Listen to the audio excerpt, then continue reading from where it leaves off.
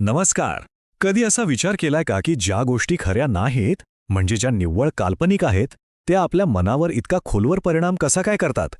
आज आपण नेमकं याच अद्भुत नात्याबद्दल बोलणार आहोत. वास्तव आणि कल्पनेमधल्या नात्याबद्दल.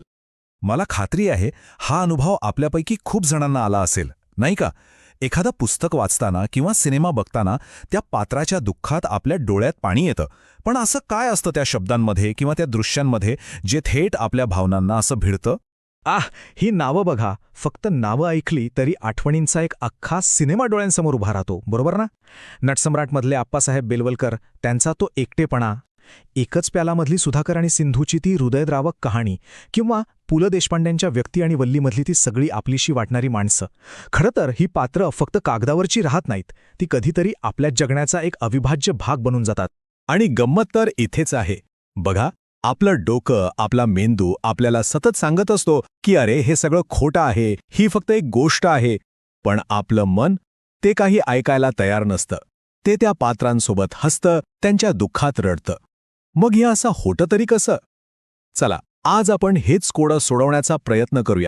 तर मग या प्रवासाची सुरुवात करूया आपल्यापासून, म्हणजे वाचकाच्या किंवा प्रेक्षकाच्या भूमिकेतून. आपण या काल्पनिक पात्रांच्या भावनिक विश्वात इतके का आणि कसे काय गुंतून जातो? होतं काय की जेव्हा आपण एखादी कथा वाचायला किंवा पाहायला लागतो, तेव्हा आपण नकळतच त्या पात्रांच्या जगात प्रवेश करतो. त्यांचं सुख आपलं सुख वाटतं, त्यांचं दुःख आपलं दुःख. हे सगळं काल्पनिक आहे हे आपल्याला पक्क माहीत असतं, तरीही आपण त्यांच्यासाठी मनापासून हळहळतो, त्यांच्या आनंदात सहभागी होतो. पण मग इथेच एक मोठा प्रश्न उभा राहतो. जर हे सगळं खरंच काल्पनिक आहे, तर मग लेखक आपल्या शब्दांमध्ये अशी कोणती जादू करतो की हे कल्पनेचं विश्व आपल्याला इतकं खरंखुरं वाटायला लागतं? या प्रश्नाचं उत्तर शोधण्यासाठी आपल्याला आता नाण्याची दुसरी बाजू पाहावी लागेल, म्हणजे वाचकाच्या भूमिकेतून थोडं बाहेर येऊन लेखकाच्या नजरेतून या सगळ्या निर्मिती प्रक्रियेकडे बघावं लागेल. इथे एक खूप महत्त्वाची गोष्ट लक्षात घेतली पाहिजे. लेखक काही जादूनी शून्यातून गोष्टी निर्माण करत नाही. तो काय करतो तर आपल्या आजूबाजूचं जे वास्तव आहे त्यातलेच तुकडे उचलतो, म्हणजे माणसं, त्यांचे अनुभव, त्यांच्या भावना, आणि मग आपल्या कल्पनाशक्तीच्या धाग्यानं तो या सगळ्याला एका नवीन, वेगळ्या प्रकारे एकत्र गुंफतो. म्हणजेच तो वास्तवाचीच एक सुंदर फेरमांडणी करत असतो.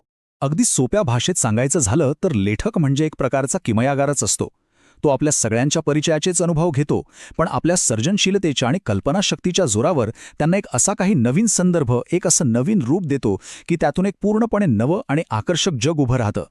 आणि हो, या किमयेतून जे विश्व तयार होतं ना, ते काही आपल्या वास्तवाची नुसती कॉपी नसते. नाही, ते एक स्वतःचं स्वतंत्र अस्तित्व असलेलं जग असतं. चला, या जगाला जरा आणखी जवळून समजून घेऊया. ही व्याख्या बघा, साहित्याचं सार अगदी अचूकपणे मांडते. साहित्य म्हणजे शब्दांनी तयार केलेला एक भ्रम. आता भ्रम हा शब्द ऐकून गोंधळून जाऊ नका, कारण हा फसवा भ्रम नाहीये. हा एक असा भ्रम आहे जो आपल्याला एका वेगळ्याच, समांतर वास्तवात घेऊन जातो. आणि हीच तर खरी गंमत आहे. हा भ्रम म्हणजे खोटेपणा नाही, ते एक वेगळं सत्य आहे. म्हणजे बघा, हे जे काल्पनिक जग असतं ना, ते खोटं नसतं. त्याचे स्वतःचे नियम असतात, त्याचं स्वतःचं एक लॉजिक असतं, आणि त्या जगाच्या मर्यादेत ते 100% सत्य असतं. आणि हेच ते 3 गुण आहेत ज्यामुळे ते विश्व आपल्याला खरं वाटतं. ते स्वतंत्र आहे, संपूर्ण आहे आणि स्वयंपूर्ण आहे. तुम्ही असं इमॅजिन करा की प्रत्येक कादंबरी किंवा प्रत्येक कथा म्हणजे जणू काही एका काचेच्या गोलात बंद असलेलं एक परिपूर्ण जग आहे. ते स्वतःमध्येच पूर्ण आहे. त्याला खरं ठरवण्यासाठी आपल्या बाहेरच्या जगाच्या कोणत्याही आधाराची गरज नसते. म्हणजे कसं? तर कथेच्या त्या ठरलेल्या चौकटीत ते विश्व पूर्ण झालेलं असतं. त्यामुळे त्यानंतर काय झालं हा प्रश्न आपण सहसा विचारत नाही. उदाहरणार्थ, ती फुलराणी नाटक आठवा. मंजुळा आणि प्राध्यापकांचं शेवटी काय होतं हे आपल्याला कळतं, पण नाटक संपल्यावर ते पुढे कुठे गेले, त्यांनी काय केलं, असे प्रश्न आपल्या मनात येत नाहीत. का? कारण त्या नाटकाच्या चौकटीत त्यांचं विश्व पूर्ण झालेलं असतं. ठीक आहे, हे सगळं तर कळलं, पण मग या सगळ्याचा उपयोग काय? आपण ह्या काल्पनिक जगात इतकं का रमत असतो? या सगळ्याच्या मुळाशी नेमकं काय उद्देश आहे? बरोबर, हाच तो लाख मोलाचा प्रश्न. शब्दांच्या या खेळामागे, या सुंदर भ्रमामागे नेमकं हेतू काय असतो? आपण गोष्टींमध्ये स्वतःला का हरवून टाकतो? याचं उत्तर आपल्याला या 3 टप्प्यांमध्ये सापडतं. सगळ्यात पहिलं, साहित्य आपल्याला माणसं ओळखायला, त्यांना वाचायला शिकवतं. दुसरं, त्यातून आपल्याला मानवी स्वभावाची जी खोली आहे ती समजायला लागते. आणि तिसरं आणि सगळ्यात महत्त्वाचं, या सगळ्यातून आपल्याला आपल्या स्वतःच्या जगण्याला एक मोठा व्यापक अर्थ शोधायला मदत होते. आणि हीच आहे साहित्याची खरी ताकद.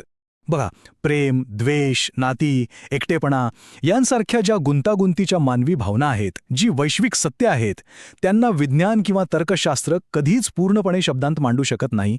पण साहित्य मात्र नेमकं तेच काम करतं.